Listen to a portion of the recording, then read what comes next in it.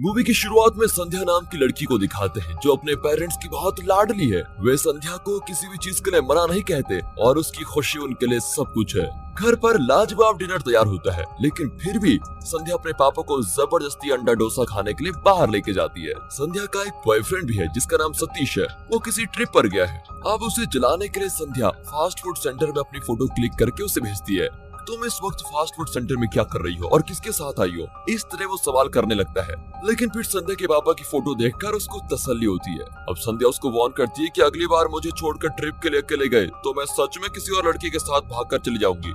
ये कहकर वो फोन रख देती है। सतीश की भी एक प्यारी सी फैमिली है, पर नौकरी न मिलने की वजह से सतीश को रोज अपने पापा की डांट खानी पड़ती है। पर सतीश पर इसका कोई असर नहीं पड़ता और वो अपने पापा की बाइक से पेट्रोल चुराकर संध्या से मिलने जाता है। सतीश के एक अंकल है जिनका नाम विजय है। सतीश उनसे अपनी हर बात शेयर करता है और वो भी सतीश को अपने फ्रेंड की तरह ही ट्रीट करते हैं। संध्या अपने पापा की बाइक पर राइडिंग सीखती है और ये है सतीश की माँ, जो यूट्यूब पर एक कुकिंग चैनल को चलाती है जिसके सिर्फ 28 सब्सक्राइबर्स है। सतीश के पापा अपने फ्री टाइम में अंडे के छिलकों से कई डेकोरेटिव आइटम्स बनाते हैं और इस तरह इन दोनों की फैमिलीज हंसी खुशी रह रही होती है। तभी संध्या का बर्थडे आता है और सतीश उसको एक लाजवाब गिफ्ट देना चाहता है। वो अपना एक प्रोजेक्ट किसी कंपनी को भेजता है और उसे उम्मीद है कि इस बार उसकी नौकरी पक्का लगेगी। उसके बाद वो संध्या से शादी कर लेगा, लेकिन वो संध्या के लिए बर्थडे गिफ्ट लाना ही भूल जाता है और उसे कॉल करके पूछता है कि तुम्हें क्या गिफ्ट चाहिए। वो कहती है मुझे वो चाहिए, समझ गए ना, वो लेकर रात को मेरे घर आ जाना। ओके। अब रात को ठीक 12 बजे सतीश संध्या के घर पर जाता है। वो एक लैडर नीचे करती है और सतीश ऊपर चढ़कर सीधे संध्या के कमरे में पहुंच जाता है। संध्या उसे किस करने भी नहीं देती और अपना गिफ्ट मांगती है। फिर सतीश उसको एक हेलमेट देता है। यार, बिना बाइक के हेलमेट का मैं क्या करूंगी? मैंने जो मांगा था वो बाहर निकालो ना। इस पर सतीश 2 बियर बोतल निकाल कर देता है और दोनों मजे से पीने लगते हैं और खूब एंजॉय करते हैं। इसके बाद दोनों इंटीमेट भी होते हैं, लेकिन वे नहीं जानते कि उनकी लाइफ अचानक बदलने वाली है। सुबह उसके पेरेंट्स उसे बर्थडे विश करने आते हैं और संध्या थोड़ा नर्वस होकर दरवाजा खोलती है। बियर बोतल्स देखकर उसके पापा कहते हैं कि बेटी, मुझे पता होता तो मैं भी तुम्हें ज्वाइन कर लेता, अकेले पीने की क्या जरूरत थी। फिर तीनों मिलकर संध्या का बर्थडे केक काटते हैं और उसके पेरेंट्स उसको एक स्कूटर भी गिफ्ट करते हैं। लेकिन सतीश को कैसे पता चला कि संध्या को स्कूटर मिलेगा? उसने हेलमेट क्यों गिफ्ट किया? संध्या पूछती है तो वो बताता है कि तुम्हारे पेरेंट्स को मैंने शोरूम में देखा था और वे तुम्हारे लिए स्कूटर खरीद रहे थे। अब ये जानकर संध्या बड़ी खुश होती है और उसे राइड पर लेके जाती है। इसके बाद सतीश अक्सर रात को संध्या के घर पर आता है और उसकी पसंद की चीजें खरीद कर देता है। फिर सतीश के बर्थडे पर संध्या उसके साथ सेलिब्रेट करती है और डिलीवरी गर्ल की तरह उसके घर जाकर एक गिफ्ट भी देती है। वो गिफ्ट खोलता है तो केक फटता है और अंदर एक वॉच निकलती है। फिर सतीश संध्या को अपनी फोटो भेजता है और थैंक यू कहता है। एक रात संध्या अचानक उल्टी करने लगती है। उसके पेरेंट्स तो घबराए जाते हैं कि इसे क्या हो गया। वो सतीश को बताती है कि मैं प्रेग्नेंट हो गई हूँ। क्या कह रही हो संध्या? ये डराओ मत यार, मैंने तो सेफ्टी का पूरा ध्यान रखा था। फिर तुम प्रेग्नेंट कैसे हो गई? वो कहती है मुझे नहीं पता यार, अब जो हो गया सो हो गया। तुम जल्दी से एक अच्छी नौकरी ढूंढ लो और मुझसे शादी कर लो, और अगर मुझे छोड़कर कहीं जाने की कोशिश की तो तुम्हारे घर वालों को सब कुछ बता दूंगी। अब सतीश को टेंशन होती है कि वो खुद तो अपने पापा के पैसों से जी रहा है और अब संध्या की प्रेगनेंसी को वो कैसे हैंडल करेगा। उसकी तो रातों की नींद उड़ जाती है। एक रात संध्या उसको कॉल करके कहती है कि मुझे कच्चा आम खाने का मन कर रहा है। अरे अब आधी रात को कहाँ से आम लेके आऊं तुम्हारे लिए? वो ऑनलाइन सर्च करता है लेकिन कहीं आम नहीं मिलता। वो अपने दोस्त को कॉल करके कहता है जिसकी वाइफ प्रेग्नेंट है, लेकिन वहाँ भी आम नहीं होता। आखिर सतीश के अंकल विजय, जिनके पास आम का पेड़ है, वो उसको आम दे देते हैं। सतीश जल्दी से आम लेकर संध्या को सप्लाई करता है। फिर संध्या की माँ सुबह फ्रिज खोलती है तो उसमें आम देखकर पूछती है कि ये कच्चे आम किसके लिए हैं? लेकिन संध्या कहती थी कि मैं कल मार्केट से लेके आई थी। अब यहाँ सतीश अपने दोस्त से एडवाइस मांगता है कि यार प्रेग्नेंट औरतों को कैसे हैंडल किया जाता है। उसका दोस्त भी अब सतीश पर शक करने लगता है कि पक्का इसने कुछ गड़बड़ की है।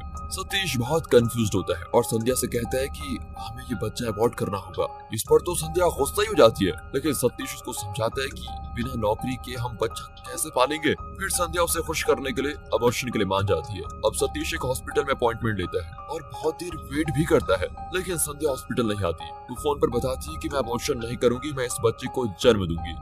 इतने में सतीश का नंबर आ जाता है और वो डॉक्टर से मिलता है। वो डॉक्टर को सब कुछ बता देता है। फिर डॉक्टर उसको एक काउंसलिंग रूम में भेजती है जहाँ वीडियो में दिखाती है कि अबॉर्शन कैसे किया जाता है। अगर बच्चा नहीं करना था तो पहले सोचना चाहिए था ना कि प्रेग्नेंट होने के बाद। ये सब सुनकर सतीश अपना फैसला बदल लेता है और वहाँ से चला जाता है। एक रात संध्या उसको कॉल करके कहती है तुम अपनी माँ से पूछकर बताओ कि प्रेगनेंसी में क्या क्या करना चाहिए। अरे अब ये बात मैं माँ से कैसे पूछूंगा, वो तो मुझ पर शक ही करेंगी। लेकिन तभी सतीश को एक आइडिया आता है। वो अपनी माँ से कहते हैं कि माँ कुकिंग चैनल तो सभी चलाते हैं, तुम एक काम करो कुछ अलग करो और फिर देखो तुम्हारे सब्सक्राइबर्स कैसे बढ़ते हैं। तुम एक काम करो, तुम प्रेग्नेंट औरतों को कुछ हेल्थ टिप्स दे दो, जैसे कि बच्चा कैसे पालना चाहिए, उसकी कैसे केयर करनी चाहिए, पेट में बच्चा होता है तो क्या क्या करना चाहिए वगैरह वगैरह। फिर देखो तुम्हारा वीडियो चलेगा नहीं दौड़ेगा। अब उसकी ये बातें सुनकर उसकी माँ एकदम खुश हो जाती है और कुकिंग वीडियोस छोड़कर हेल्थ टिप्स की वीडियो बनाने लगती है। उनके टिप्स को सुनकर संध्या बड़ी खुश होती है। यहाँ सतीश अपने चर्च के फादर से कन्फेस करता है कि मेरी लवर प्रेग्नेंट है, आप प्लीज मेरे पेरेंट्स को कन्विंस कीजिए कि वो मेरी शादी उससे करवा दे। बेचारे फादर उसकी जिद के आगे सर झुका देते हैं और उसके पेरेंट्स से मिलते हैं। देखो आपका बेटा 25 साल का हो गया है, उसकी शादी क्यों नहीं करवा देते? नौकरी नहीं मिली तो क्या हुआ, शादी के बाद मिल जाएगी। लेकिन उनकी ये चिकनी चुपड़ी बातें सतीश के पापा को कन्विंस नहीं करती। वो कह देते हैं कि आगे से आप उस नालायक की तरफदारी तो मत कीजिएगा। फादर चुपचाप वहाँ से चले जाते हैं। सतीश ने अपना प्रोजेक्ट पेपर एक कंपनी को सबमिट किया था, लेकिन वो भी रिजेक्ट हो गया है और अब उसको नौकरी नहीं मिलेगी। ऊपर से उसके पापा उसको कॉल करके डांटते हैं कि तुमने मुझसे बिना पूछे घर से 10,000 रुपए क्यों निकाले। सतीश उन्हें कोई जवाब नहीं दे पाता और विजय अंकल के घर जाता है। वो उसको समझाते हैं कि बेटा इस तरह बिना बताए पैसे निकाल कर तुमने अच्छा नहीं किया, तुम अपने पेरेंट्स के बारे में भी तो सोचो। तुम्हारे पापा डांटते हैं तो क्या हुआ, तुम्हारे अच्छे के लिए तो डांटते हैं, जाओ और जाके उनसे माफी मांगो। सतीश घर जाता है लेकिन सभी चुपचाप खा रहे होते हैं। उसके पापा उसको खाने के लिए कहते हैं लेकिन वो मना करके ऊपर चला जाता है। उसके पापा भी खाना छोड़कर उठ जाते हैं और बेबस होकर उसे फिर डांटते हैं और अब तो सतीश भी टेंशन में उन पर चिल्ला देता है। इनकी नोकझोंक के बीच सतीश के पापा की पीठ और छाती में अचानक दर्द होने लगता है। सभी घबराकर उनको फिर हॉस्पिटल लेके जाते हैं। इस हाल में संध्या उसको लगातार कॉल करती रहती है तो सतीश कहता है कि प्लीज मुझे कुछ देर के लिए अकेला छोड़ दो। ये कहकर वो कॉल काट देता है। सतीश की माँ कहती है कि तुम अपने पापा से लड़ो झगड़ो तू मैं करो, लेकिन उनसे कभी मुंह मत मोड़ो। तुम उनसे बात नहीं करते तो वो घबरा जाते हैं। मेरी और तुम्हारे पापा की शादी के बाद उनका अपने पिता से झगड़ा हो गया। उस दिन के बाद उन्होंने अपने पिता से बात करना ही बंद कर दिया और अब उन्हें डर है कि तुम भी उनसे बात नहीं करोगे।